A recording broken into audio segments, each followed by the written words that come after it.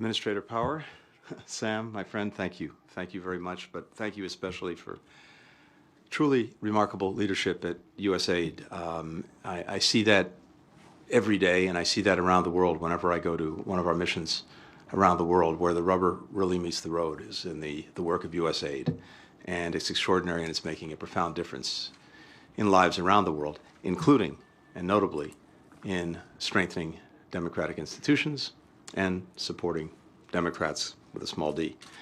To you, also to my friend and colleague Scott Nathan, who is also doing extraordinary work at the Development Finance Corporation, so vital as well to supporting democratic initiatives around the world.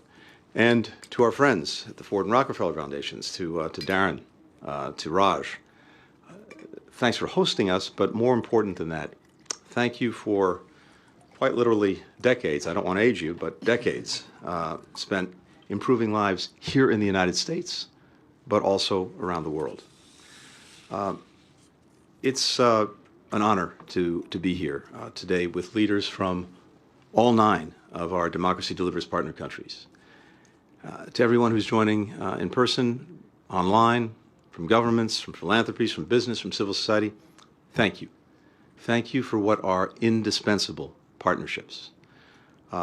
As Samantha said, a year ago at the last UN General Assembly, we launched Democracy Delivers to support rising democratic movements in countries around the world.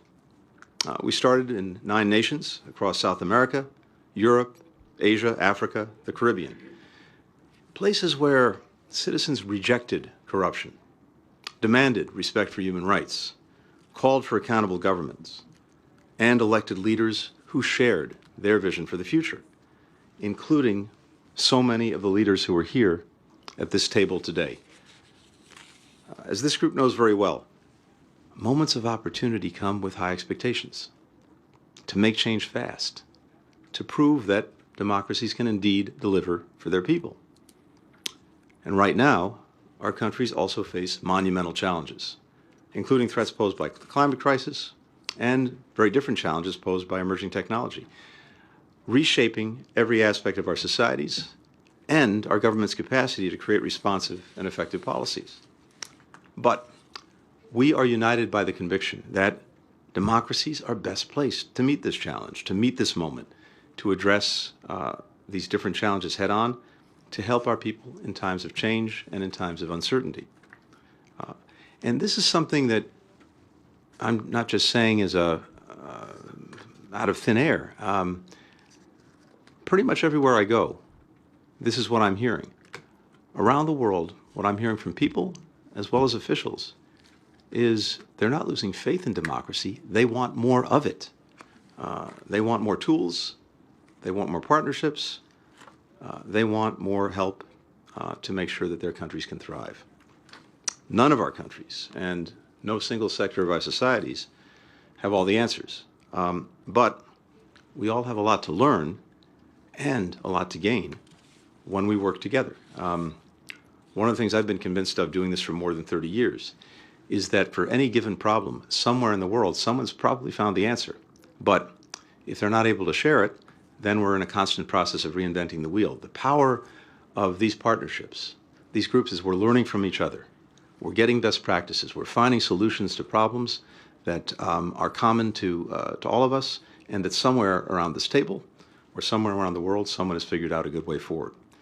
So in these times of change, when after years of hard work by citizens, by activists, by reformers, the doors to democracy are opening a little bit wider, we can and we are joining forces to make the most of the opportunity. So over the last year, we've worked alongside our partners in government, philanthropy, the private sector, to tackle our common challenges, to sustain the momentum of democracy, to find new ways to make progress for people on the issues that actually matter most to them, that are having a real impact on their lives. We're working together to strengthen public institutions so that they can better respond to citizens' needs. Dominican Republic, to cite one example, we're supporting efforts to bolster government oversight bodies, to increase the transparency of the public procurement system so that there are fewer opportunities for corruption and citizens have greater faith in their institutions. We're also helping invest in the sustainability and reliability of critical infrastructure. So, for example, when the Russian government reduced energy supplies flowing to Moldova as retaliation for standing up against Russia's war in Ukraine, the United States and other donors redoubled our work with the Moldovan government to help keep the lights on, to lower prices for citizens, to help diversify the energy sources that Moldova has, and to be able to move away from a dependence on Russia. As you'll hear later on, we're also improving public health through the Mama initiative, actually referred to in the video that you saw, launched in Tanzania with the Vodafone Foundation and Vodacom Tanzania Foundation. This emergency referral system connects pregnant women with urgent medical care and has helped reduce maternal mortality rates. Now, I know there's sometimes a tendency when we talk about some of these individual initiatives to say, well, good, but it seems like incremental change. But here's the thing. Taken together, every safer birth, every more transparent government institution helps give people greater confidence that their government works for them and can actually meet their needs. And all of that comes together in building support and building the power of democracies that are actually delivering concrete results.